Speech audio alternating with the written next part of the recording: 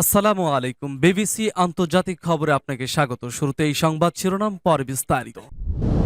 প্রথমে ইসরায়েল, ফিলিস্তিন, হিজবুল্লাহ, হুতি বাহিনী, ইরান যুদ্ধ চলছে। জানিয়ে দিব আমাদের হাতে থাকা সর্বশেষ গুরুত্বপূর্ণ আপডেট। আন্তর্জাতিক সংবাদ। ইসরায়েলকে শায়েস্তা করতে নতুন অস্ত্র নিয়ে হাজির সৌদি যুবরাজ। উল্টে দিলেন পাশার দান। চোখ কপালে উঠে গেছে দখলদার ইহুদিবাদী সরকারের বেঞ্জামিন নেতানিয়াহুর। দিশেহারা পুরো ইসরায়েল। এরপর জানিয়ে দিব সিরিয়ায় চোখে অন্ধকার দেখছে বাশার আল কাতায়েব বাহিনী। ইরাককে সেনা পাঠানোর অনুরোধ হিজবুল্লাহ ব্রিগেডের।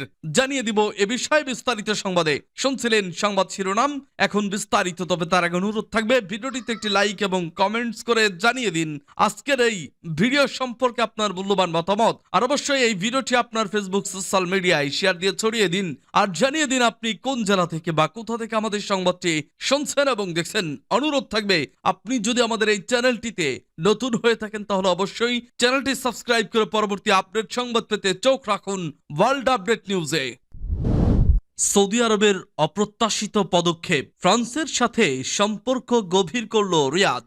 মিত্র যুক্তরাষ্ট্রের বিরুদ্ধে সৌদির চ্যালেঞ্জ নাকি পশ্চিমাদের সাথে আতাত। সৌদি আরব যেখানে তেল নিয়ে রাজনীতির সর্বোচ্চ, সেখানেই একটা অপ্রত্যাশিত ঘটনা ঘটেছে। তেল সমৃদ্ধ সৌদি এখন যুক্তরাষ্ট্রের বাইরে অন্য একটি বড় খেলোয়াড়। ফ্রান্সের সাথে তার সম্পর্ক আরো গভীর করেছে। তবে প্রশ্ন উঠছে, এটা কি সৌদি আরবের দীর্ঘমেয়াদী কৌশল নাকি যুক্তরাষ্ট্রকে চ্যালেঞ্জ জানিয়ে নতুন আন্তর্জাতিক কৌশলের সূচনা?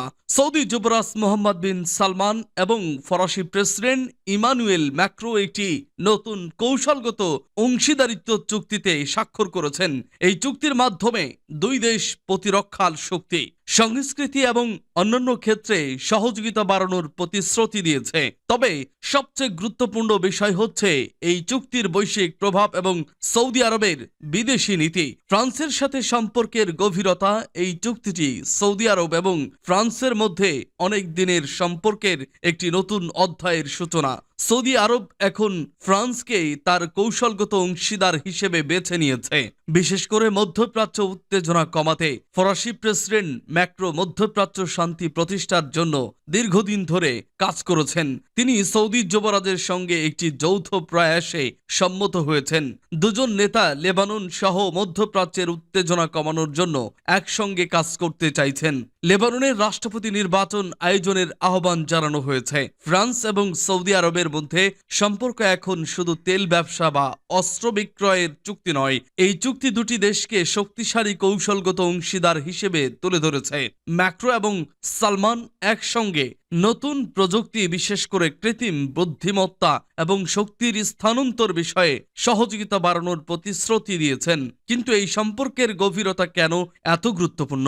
সৌদি আরব এবং ফ্রান্সের এই নতুন সম্পর্কের একাধিক কৌশলগত ফলাফল রয়েছে। প্রথমত, সৌদি আরব এখন যুক্তরাষ্ট্রের দীর্ঘমেয়াদী মিত্রের বাইরে আরও একটি শক্তিশালী কৌশলগত বন্ধু তৈরি করেছে। তবে কেন সৌদি আরব তার দীর্ঘদিনের মিত্র যুক্তরাষ্ট্রের চেয়ে ফ্রান্সের সঙ্গে এই সম্পর্ক গভীর করেছে, বিশেষ করে এমন সময়ে যখন সৌদি আরব মধ্যপ্রাচ্যে আরো আধিপত্য প্রতিষ্ঠা করতে চাইছে?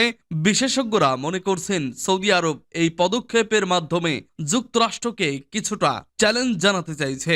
সৌদি যুবরাজ মোহাম্মদ বিন সালমানের নেতৃত্বে সৌদি আরব সম্ভবত এক ধরনের কৌশলগত অস্বস্তি তৈরি করতে চায়, যা তাদের অর্থনৈতিক এবং রাজনৈতিক অবস্থানকে শক্তিশালী করতে সহায়ক হবে। এখন প্রশ্ন উঠেছে, ফ্রান্স কি সৌদি আরবের এই নতুন কৌশল গ্রহণে সফল হতে পারবে? এই সম্পর্কে কি শুধুই শক্তির স্থানান্তর এবং প্রতিরক্ষা চুক্তির মধ্যে সীমাবদ্ধ থাকবে, নাকি এটি যুক্তরাষ্ট্রের আধিপত্যকে প্রশ্নবিদ্ধ করার একটি বড় পদক্ষেপ হতে পারে? সিরিয়ার সরকার বিরোধীদের সংঘাতে দেশের সেনাবাহিনীর সঙ্গে অংশ নিয়েছে ইরাকের মিলিশিয়ারা। ইরান সহযোগিতা করছে মদতপুষ্ট যোদ্ধাদের সহযোগিতা করে। কিন্তু অন্যান্য বারের মতো এবার মাঠে নামেনি হিজবুল্লাহ। মাঠে নেমেই বেপরোয়া বিদ্রোহীদের দমাতে হিমশিম অবস্থা ইরান সমর্থিত ইরাকি যোদ্ধাদের। ইরাকের সন্ত্রাস বিরোধী সংগঠন কাতাই হিজবুল্লাহ বাগদাদের কাছে অনুরোধ জানিয়েছে সিরিয়ায় সেনা পাঠিয়ে বিদ্রোহীদের দমনে সহায়তা করতে কাতাই হিজবুল্লাহ হিসেবে পরিচিত হিজবুল্লাহ ব্রিগেড জানিয়েছে, সিরিয়ার এই সংঘাত আঞ্চলিক সংঘাতে রূপ নেওয়ার আগেই এই অঞ্চলে বিদ্রোহীদের দমনে সেনা অনুপ্রবেশ প্রয়োজন। বিজ্ঞপ্তিতে সংগঠনটি জানায়, ইরাকের সরকারকে এখন সিরিয়ায় সেনাবাহিনী পাঠাতে হবে, কারণ এই বিদ্রোহী গোষ্ঠীগুলো ইরাকেও হামলে পড়তে পারে। যদিও সিরিয়ায় সেনা পাঠানোর বিষয়ে এখনও কোনো সিদ্ধান্ত আসেনি। ইরাকি পপুলার মোবিলাইজেশন ইউনিট হাসদ আল শাবি আগেই সতর্ক করেছে, সিরিয়ায় যাই হোক না কেন এর প্রভাব পড়বে ইরাকে। সশস্ত্র গোষ্ঠীরই জানায়, ইরাকের পপুলার মোবিলাইজেশন ফোর্সই একমাত্র বাগদাদকে নিরাপদ রাখার চেষ্টা করতে পারে। সংস্থাটির কমান্ডার এজিএফ ফায়াদ জানান, ইসরায়েল এই অঞ্চলকে সংঘাত আর অস্ত্র দিয়ে শেষ করতে চাইছে। অবরুদ্ধ এলাকাগুলোতে সিরিয়ার সামরিক স্থাপনায় বিদ্রোহীদের প্রধান লক্ষ্য। পিএফএম জানায়, বহুদিন ধরে সিরিয়ার সেনারা ইসরায়েলের কারণে ভুক্তভোগী। বিদেশি শক্তিদের মদতপুষ্ট হায়াত তাহরির আল শামস গ্রুপ সম্প্রতি সিরিয়ার উত্তর পশ্চিমাঞ্চলে আলেপ্পো আর ইদলিবে বড় পরিসরে যে হামলা চালিয়ে যাচ্ছে, তাতে গৃহযুদ্ধের কবলে থাকা সিরিয়া অস্থিতিশীল হয়ে পড়েছে। বিদ্রোহীদের কাছ থেকে নিয়ন্ত্রণে নেওয়া এলাকাগুলো ফিরিয়ে নিতে যুদ্ধ করছে সিরীয় সেনারা। 2011 সালে সরকার বিরোধী বিদ্রোহীদের উত্থান ও সিরিয়ায় গৃহযুদ্ধ শুরুর পর গণতান্ত্রিকভাবে নির্বাচিত বাশার আল আসাদ বিরোধিতা করে বিদ্রোহীদের সমর্থন দিয়েছিল ইসরায়েল। সে সময় সরকার বিরোধী বিক্ষোভ পরিণত হয় গৃহযুদ্ধে। ইরান বলছে এখনো এই বিদ্রোহীদের উস্কে দিচ্ছে ওয়াশিংটন আর তেল আবিব। 8 বছর আগে রাশিয়ার সহযোগিতায় সিরিয়ার দ্বিতীয় বৃহত্তম শহর আলেপ্পো দখল করে সেখান থেকে বিরোধীদের উৎখাত করে বাশার আল আসাদ সরকার। কিন্তু সিরিয়ার সশস্ত্র যোদ্ধাদের একীভূত সম্মিলিত চেষ্টায় প্রায় 72 ঘন্টায় আলেপ্পো চলে যায় বিদ্রোহীদের দখলে। আগ্রাসন প্রতিরোধ ব্যানারের এই আকস্মিক হামলার চরম ধাক্কা খায় আসাদ প্রশাসন। এখনো বড় এলাকা আসাদ প্রশাসনের দখলের বাইরে।